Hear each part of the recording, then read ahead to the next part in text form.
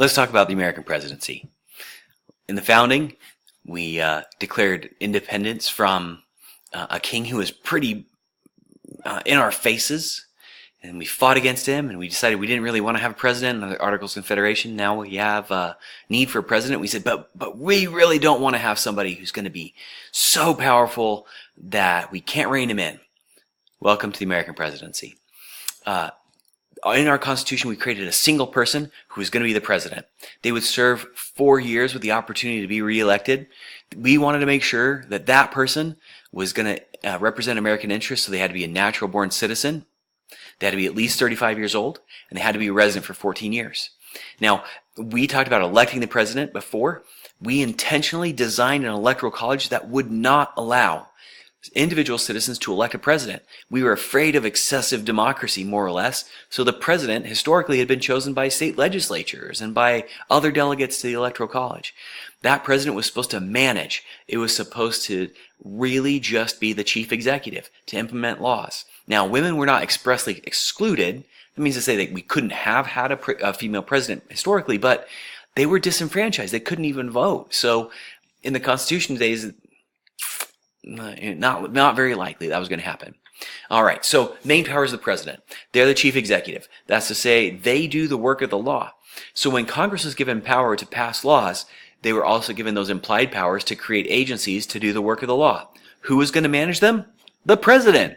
Well, the president does the work of the law. They manage executive agencies. They take laws that were written by lawmakers, and they go and do that work under the constraints of the law.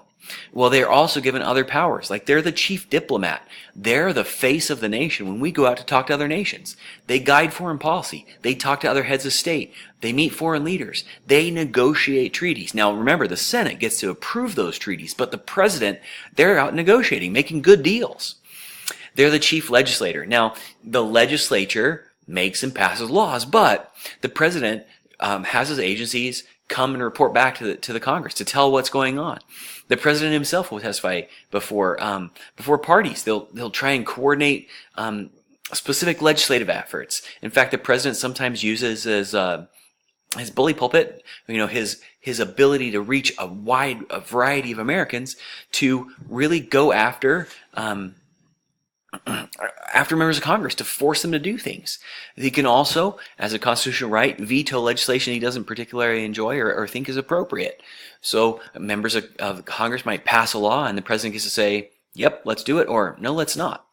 Probably increasingly most people think about the president as the commander-in-chief, that they lead the military in foreign engagements. Now, we'll talk a little bit about that, and your book covers it, but really the president is the head of the military, in that he can send military off to engage in conflicts without congressional support for a period of time. Now, Congress reserves the right to declare war, but it doesn't mean that we can't have the president send military out to these countries to solve problems and end up in wars sometimes. Now, we have this table here that looks at the implied and delegated enumerated powers of the president versus the powers of Congress. Congress was intentionally designed to be more powerful than the president back from the founding. But, the presidents actually need things from Congress, and Congress need to work together, and they check each other's power. Now, each executive, head executive, or chief executive, the president, has tested the ability to of their own powers. For example, the Constitution allows the government to suspend rights during a conflict, but it's not really clear what that means. And so the presidents have essentially used this as war power. So in a time of war, can we sequester individuals? Can we deprive some individuals of their liberties or rights? Can we actually send resources without a declaration of war? Well, President Lincoln suspended habeas corpus, and George Washington did all sorts of things, and George W. Bush has done things. Every president has tried to figure out what the limit of their power is, and Congress has the right to check that power either through impeachment proceedings or calling them in for oversight. The president, in order to get their work done, they have a cabinet. That's to say, they call and appoint officials to lead agencies. Now, senators get to confirm that, but this president gets to set up his own team, his own staff in the cabinet. Each president has sort of made their mark in different ways. You can look through that in the book. I wanted to point out a couple of things. Presidents have been very popular in some ways to force Congress to do things. For example, Wilson and Roosevelt really tried to get the government, the presidency, involved in lawmaking. Franklin Roosevelt expanded federal government during the Great Depression, increased the size of the executive branch. LBJ used the government to fight poverty and discrimination. Nixon did a lot of foreign policy stuff. President Reagan used the media, was very popular, restricted the size of the bureaucracy, forced Congress to really stop regulating some issues. George W. Bush was a great international conflicts leader, expanded the war on terror. We have President Obama who expanded, who used his legislative sort of pressure to expand healthcare, also end, wrap up some wars. President Trump is exerting his power in negotiating treaties, in trying to really rethink what it means to have oversight over his administration. Each president is really pushing the edge of what they can and can't do. Now, they're not a sole actor. In other words, they might be elected to serve there, but they have a whole cabinet full of people and an office full of people who help support them. So, for example, the vice president historically was the winner of the second place winner in an electoral system, right at the very beginning, and they said, "Oh, that's not going to work very well." So the vice president comes along, kind of like as a second prize to the president. What's their job? The vice president breaks a tie in the Senate and just needs to be alive in case the other president dies. Pretty weird, right? Well, except that the vice presidents have played an important role. For example, Dick Cheney did a lot of legislative work behind the scenes and in front of the cameras to help George W. Bush be successful. The same thing happened with Joe Biden, except he worked behind the scenes with President Obama. He was there levying support, encouraging lawmakers to get behind some of President Obama's work, and each vice president has their own specific role. The other group that are political appointees for the president, those are the cabinet, the upper level officials that he gets to select. They provide him valuable feedback and information. They are used to manage the bureaucracy. So even though the president has all the power, he has a team that helps support him in those efforts. Now, interestingly, we talk about the first spouse. This first spouse really didn't play a role up until maybe the 60s. They sort of just sat in the office and did whatever they did. But increasingly, first spouses often advise the president. They might use that opportunity to be in the White House and around all these powerful people to advance a specific agenda. So, for example, Michelle Obama worked on health and being active, and Laura Bush worked on education. She was particularly interested in that. They all have the opportunity, but not a requirement. Sometimes they're seen as just this link between the president and the people to be kind of personable when the president isn't very personable. The other group that can be really, really helpful is the executive office of the president, the chief of staff. All of these informal advisors, like the national security advisor, is a formal position, but we talk about historically there was a brain trust of powerful people that presidents have relied on. These people assist the president in thinking through problems and solving them, and they're his key staff. Now, the presidents are also the sort of symbolic head of their party. They're not the majority leader or anything like that, but they have a lot of power, having been elected in a specific party, to encourage the party to go a specific way. And they use that to advance legislative agenda items. Some of them are very adept at that, and some aren't. So if presidents are particularly popular, they often will use that popularity to force members of Congress, to force other agencies to get the work done. And like I said, some presidents are really good at that, some of them aren't. Now, public opinion, as it goes up and down over time, generally it declines over time.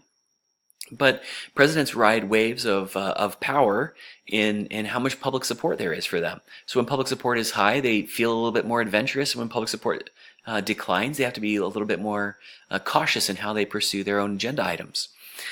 There are some things that presidents can do without having to seek public support or getting laws passed. For example, they can talk with some of their closest cabinet members using executive privilege, where nobody can really get at that. There are things that they can kind of hide from us, from oversight, just because they need that. One of the most powerful things they can do is an executive order. An executive order is just like a law, except it only applies to federal agencies. So, for example, through an executive order, a president can require that all federal agencies use recycled paper, or hire transgendered individuals or not hire transgender individuals. Well, that's kind of an odd thing to not hire transgender individuals, but it's possible that a president could advance a specific agenda, like, for example, expanding minimum pay standards by forcing the bureaucracy or agencies, government agencies, to adopt higher pay standards. Then what happens is, as those standards become normal, they sort of filter out to the public sector and they become the norm. So executive orders are like decrees from the president that are laws that only apply to public agencies and can be revoked by any other president. The other thing that they can do is they can make a signing statement. So when they sign a law, they can inform future generations why they signed the law or what disagreements they have with the law. Like, they can approve the law but still disagree with it. And for example, President Obama made a signing statement on a controversial piece of legislation. He said, I'm going to sign it because it's what the people want, but in the future I think that they should really consider this and this and this. Now, if there's a legal suit that comes against that law, then that signing statement can be added as part of the law, even though it's not the law. So it's sort of a presidential interpretation of why that law should exist or shouldn't exist, and what the limits of that are. Okay, it's really hard to identify what makes a president presidential. There have been lots of attempts to try and figure out what traits makes a president perform better. We just really don't have a lot of data points. And generally, in this new age of sort of a Trump presidency and beyond, it's unclear whether or not these things that we used to think of as presidential and dignified, if they actually matter, because President Trump has thrown a lot of those things out of the window and been pretty aggressive in different ways. So, only time will tell what a president makes, what a successful presidential character looks like. Now, here's the problem. The problems with the presidency are the Constitution tells the president what they can and can't do. And there's some laws and rules that govern that. And the presidents try and push those things. Congress has to push back in order to determine what that law, the power of the presidency is. We have to figure out what the constitutional limits of the presidency are. Presidents often respond to crisis. They have to do new and innovative things. So we have wars on, using technology now that we never had to deal with. So we use the power of drones, like it talks about in your chapter. Can a president kill an American citizen using a drone if that American citizen is engaged in war against the U.S.? Well, does that deprive the individual of due process? So there's all sorts of these potential problems with how presidents use power and how they gain power, and their relationship to the media, all sorts of these other issues that are covered in the book. We knew that we did not want to have a monarch in the founding, but we knew we needed to have a strong office to implement the laws. The office of the president is constrained by checks and balances, and we want that. We want presidents to be aggressive and assertive, but we also want presidents to not rule over everything. I think history has shown us that presidents who are given all power take all the power that they can. And even since the founding, we said we really don't want that. We want them to lead. We want them to be guiding us. We want them to guide the bureaucracy. We want them to do the work of the law, but we want them to also stay within the constitutional constraints that they've been given. So we want them to do what the people want them to do, but we also want them to lead. So presidents are interesting in a variety of different ways. Presidents are supposed to be presidential, whatever that means. Presidents were never really supposed to be elected directly by the people. They were supposed to be elites and lead and do what was best for the country. And there are all sorts of different limits and constraints you can read through in the book that deal with that. But ultimately, each president has tried to push and assert their own influence on what makes a good president and get their agendas done.